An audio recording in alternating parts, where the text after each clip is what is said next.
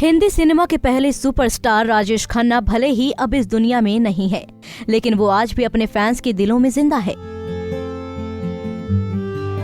काका के नाम से फेमस राजेश खन्ना ने जो स्टारडम देखा वो आज तक किसी एक्टर ने नहीं देखा। राजेश खन्ना को लोग इतना प्यार करते थे कि उनके जन्मदिन पर हमेशा उनके घर फूलों से भरा ट्रक आता था और उनकी बेटी ट्विंकल को लगता था कि ये फूल उनके लिए आए हैं, लेकिन बाद में ट्विंकल को पता चला कि ये सब उनके पापा के लिए लोगों का प्यार है।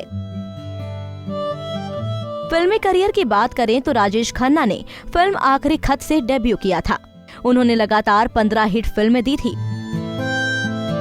उस वक्त बी टाउन में ऐसी अफवाहें सुनने को मिलती थी कि काका के इस स्टारडम के पीछे एक भूत बंगले का हाथ है। दरअसल राजेश खन्ना ने ये भूत बंगला फेमस एक्टर राजेंद्र कुमार से खरीदा था।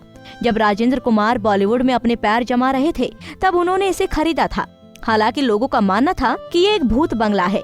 इस बंगले को खरीदने के बाद राजेंद्र कुमार ने कई सुपरहिट फिल्में दी और फिर अचानक उनके करियर में ब्रेक लग गया और उन्होंने ये बंगला राजेश खन्ना को 60,000 में बेच दिया। राजेश खन्ना ने इस बंगले का नाम आशीर्वाद रखा।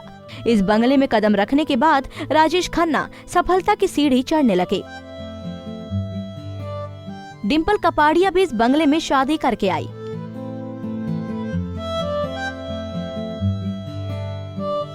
वहीं राजेश खन्ना का बुरा वक्त भी इसी बंगले में शुरू हुआ। अमिताभ बच्चन के आने के बाद राजेश खन्ना का स्टारडम मानो खत्म सा हो गया। राजेश खन्ना ने अपनी जिंदगी के आखिरी पल भी इसी बंगले में अकेले ही बिताए। राजेश खन्ना की मौत के 2 साल बाद इस बंगले को बिजनेसमैन शशि करण शेट्टी ने 90 करोड़ रुपए में खरीदा था। वहीं आखिरी वक्त में राजेश खन्ना का रिश्ता अपने परिवार के साथ भी ठीक नहीं था।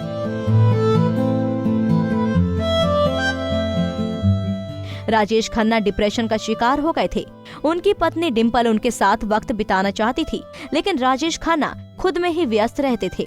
कहा तो ये भी जाता है कि राजेश के रिश्ते सिर्फ डिम्पल ही नहीं बल्कि बेटियों के साथ भी ठीक नहीं थे। एक बार फिल्म जख्मी शेर के सेट पर डिम्पल ने कहा था, ट्विंकल को हमेशा इस बात का डर रहता है कि कहीं हमें फिर से पापा के साथ जाकर रहना ना पड़े, इसलिए वो चाहती हैं कि जल्दी से मुझे ढेर सारी फिल्मों में काम मिल जाए। उस समय डिम्पल ने कहा था, काका के साथ बस एक ही आदमी रह सकता है और वो खुद।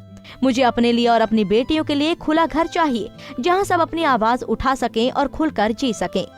भले ही राजेश खन्ना और डिम्पल कपाड़िया की जिंदगी में कई उतार चढ़ाव आए, लेकिन आखिर में दोनों एक दूसरे के करीब ही थे।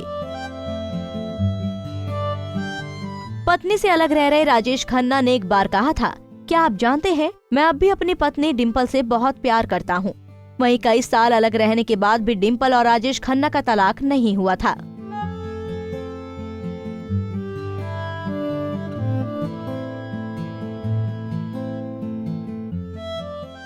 नारी से जुड़ी मोर अपडेट्स के लिए हमारे इंस्टाग्राम को फॉलो, फेसबुक को लाइक और यूट्यूब चैनल सब्सक्राइब करना ना भूलें।